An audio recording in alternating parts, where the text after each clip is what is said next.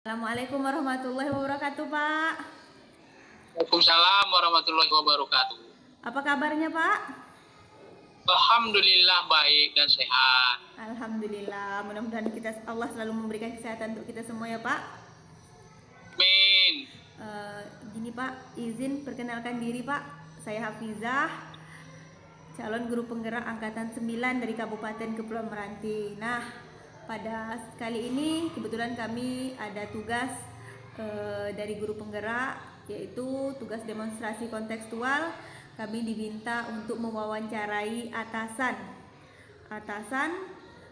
langsung dan para kepala sekolah 2 atau 3 orang. Nah, dengan materi atau pertanyaan mengenai seputar dilema etika dan bujukan moral serta pengambilan keputusan. Maka dari itu izinkan saya, Pak, ya, bertanya kepada Bapak. Silakan dengan segala hormat. Ya, Pak, makasih. Boleh tahu dulu, Pak, nama Bapak siapa? Boleh, nama saya Ali Imran SPD. Saya bertugas sebagai pengawas di SD di Kecamatan Tebing Tinggi Timur, Kabupaten Kepulauan Meranti. Oke, baik. Terima kasih Bapak Ali Imran SPD, pengawas SD di Kecamatan Tebing Tinggi Timur. Oke, Pak. Izin ya, Pak, ya, pertanyaan pertama. Selama ini bagaimana pendapat Bapak dalam mengidentifikasi kasus-kasus yang merupakan dilema etika atau bujukan moral, Pak? Ya, memang permasalahan etika dan juga moral ini sangat memprihatinkan memang. Kadang-kadang kita melihat bagaimana tingkah seorang guru yang seharusnya tidak seperti itu terjadi. Begitu juga tindakan seorang kepala sekolah yang seharusnya tidak dibuat terjadi. Jadi ini memang suatu masalah, problem yang sekarang tergerus di dunia pendidikan kita. Oke, Bapak. Terima kasih. Saya melanjutkan pertanyaan yang kedua, Bapak. Selama ini bagaimana cara Bapak menjalankan pengambilan keputusan, terutama untuk kasus-kasus di mana ada dua kepentingan yang sama-sama benar atau sama-sama mengandung nilai kebajikan, Bapak? Memang sering dihadapkan kita suatu permasalahan yang dilematis, di mana keduanya sangat penting. Tapi bagaimanapun kita harus mengambil satu keputusan, memilih salah satu. Tujuannya untuk memutuskan itu adalah, pertama kita ingin terapkan itu adalah masalah urgensinya yang terpenting saat ini yang harus dituntaskan. Jadi oleh sebab itu, sebagai bukti untuk mengambil satu keputusan dari hal ini, pilihlah yang penting saat ini yang harus segera dituntaskan. Oke, baik Bapak. Jadi kita tetap mempertimbangkan yang skala prioritas mana yang terpenting ya, Pak, ya. Oke. Untuk selanjutnya, Pak, langkah-langkah atau prosedur seperti apa yang biasa Bapak lakukan ketika Bapak akan mengambil sebuah keputusan, Pak? Memang untuk membuat sebuah keputusan seperti pertimbangan-pertimbangan dari berbagai sudut pandang. Pertama, kita untuk mengambil suatu keputusan itu berhubungan dengan tugas pokok kita, tanggung jawab kita sebagai kepala sekolah.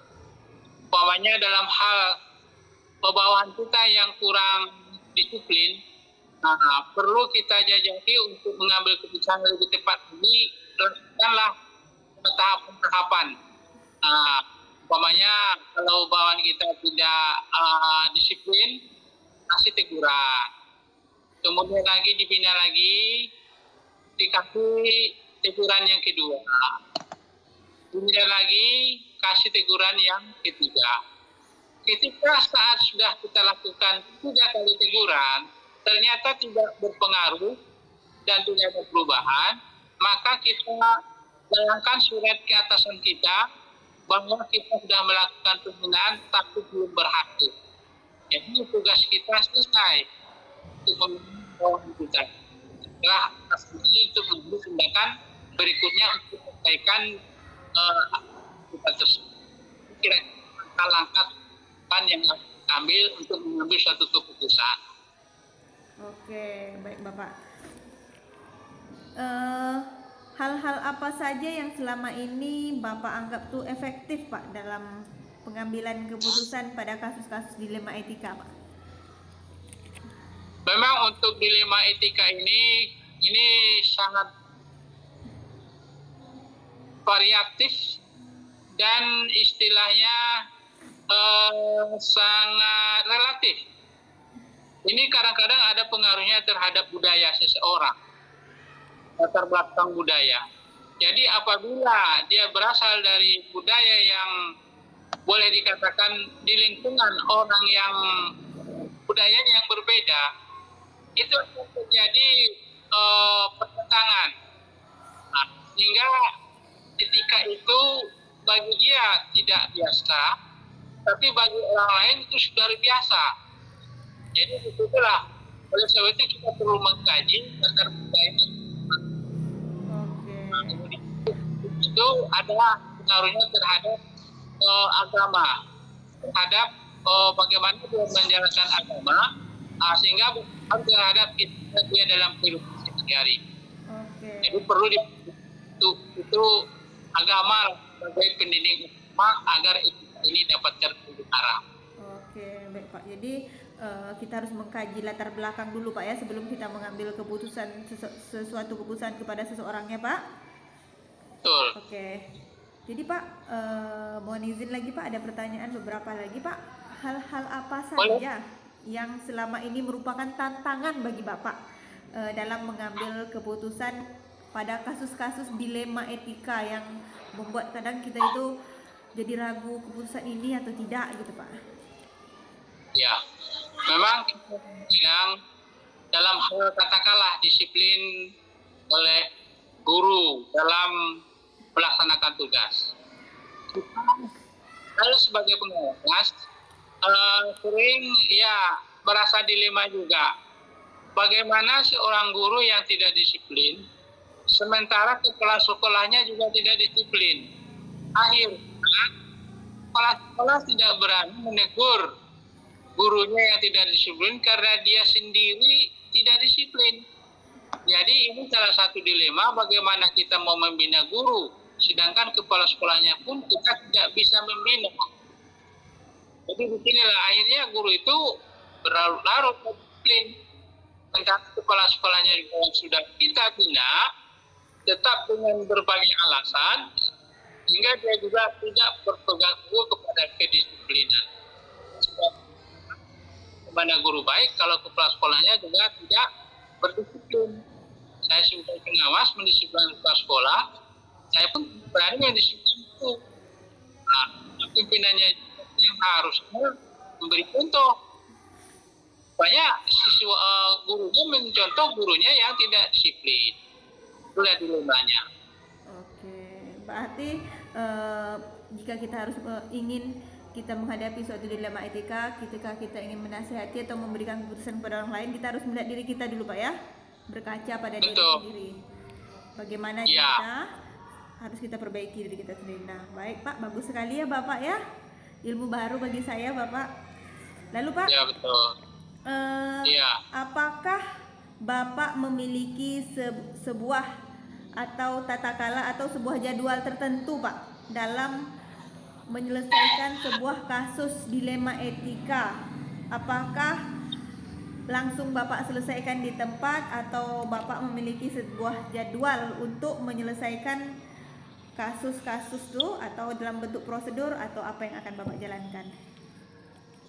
Ya, untuk menyelesaikan suatu kasus dilema etika ini memang perlu pendalaman dan penuh kehati-hatian.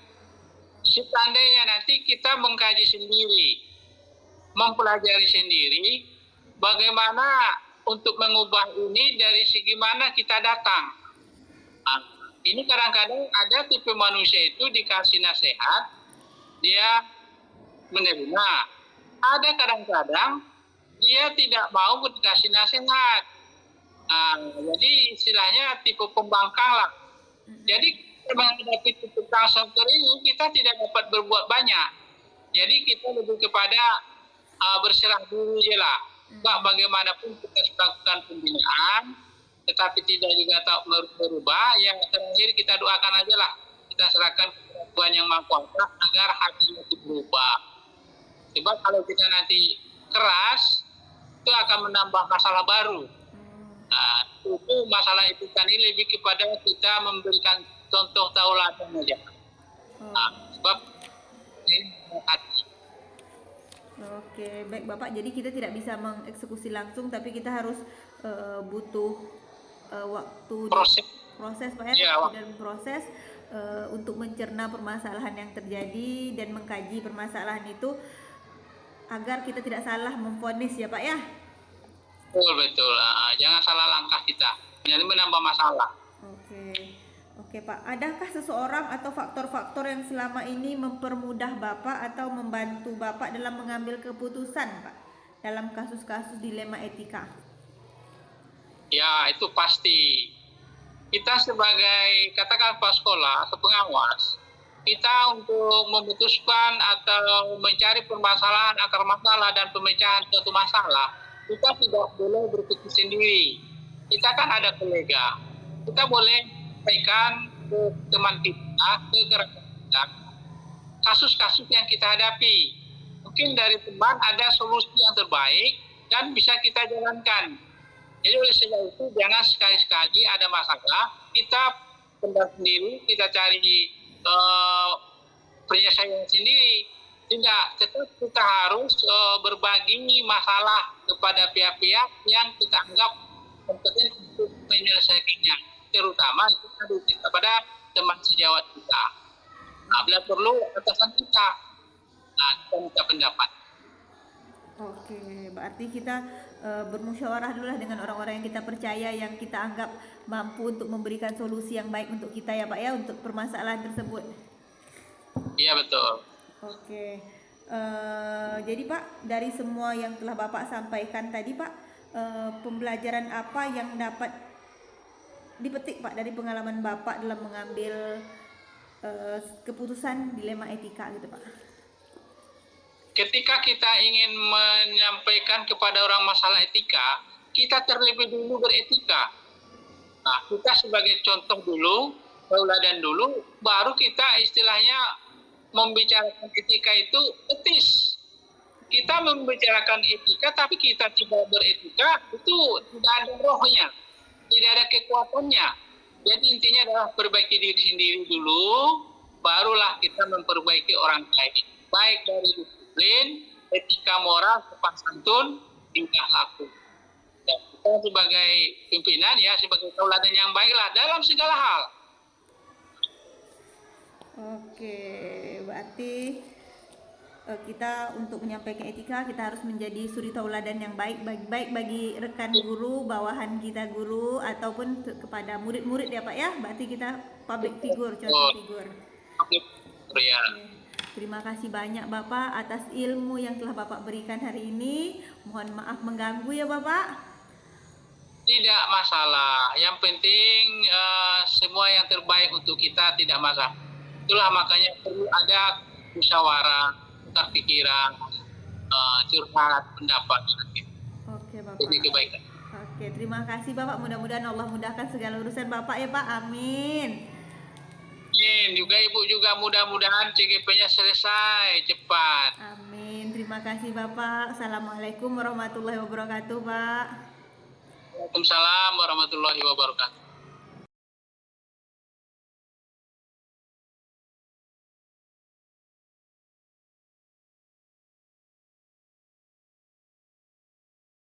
Assalamualaikum warahmatullahi wabarakatuh Bu. Waalaikumsalam warahmatullahi wabarakatuh. Apa kabar Bu? Alhamdulillah baik. Alhamdulillah. Maaf mengganggu waktunya sebentar ya Bu ya. Iya. Kenalkan Bu, saya Hafizah, calon guru penggerak angkatan 9 dari Kabupaten Kepulauan Meranti. Nah, di sini sebagai calon guru penggerak kami ada tugas Bu, tugas demonstrasi kontekstual, yaitu mewawancarai kepala sekolah. Nah, maka dari itu saya ingin mewawancarai Ibu. Boleh berkenalan dulu, Bu? Iya, boleh. Oke. Ibu siapa, Bu? Saya Saoda. Saya merupakan kepala sekolah dari SD 4 Tanjung Kabupaten Kepulauan Meranti. Oke, bagus. Berarti Ibu kepala sekolahnya ya, Bu ya? Iya. Izin bertanya ya, Bu ya? Saya mulai pertanyaannya, boleh, Bu? Ya, silakan. Begini, Bu. Selama ini kan Ibu menjadi kepala sekolah. Tentu dalam Ibu menjadi kepala sekolah banyak permasalahan atau dilema etika yang Ibu hadapi. Nah, bagaimana cara Ibu dapat mengidentifikasi kasus-kasus yang merupakan dilema etika atau bujukan moral? Cara saya mengidentifikasi dilema etika yang ada di SD ini, saya akan melihat dari dua sisi, yaitu yang pertama dari sisi perilaku dan yang kedua dari sisi sopan santun, atau bisa juga kita sebut dengan fisik maupun mental atau emosional seseorang. Oke, berarti dari fisik dan mental seseorang ya, Bu ya. Oke. Kemudian, Bu, selama ini bagaimana Ibu menjalankan pengambilan keputusan di sekolah Ibu? Terutama pada kasus di mana ada dua kasus, dua-duanya itu dua kepentingan yang sama-sama benar dan sama-sama mengandung nilai kebajikan, Bu. Bagaimana cara Ibu mengambil keputusannya? Dalam untuk mengambil keputusan di bidang ini, kita bisa melihat dari segi kepentingan,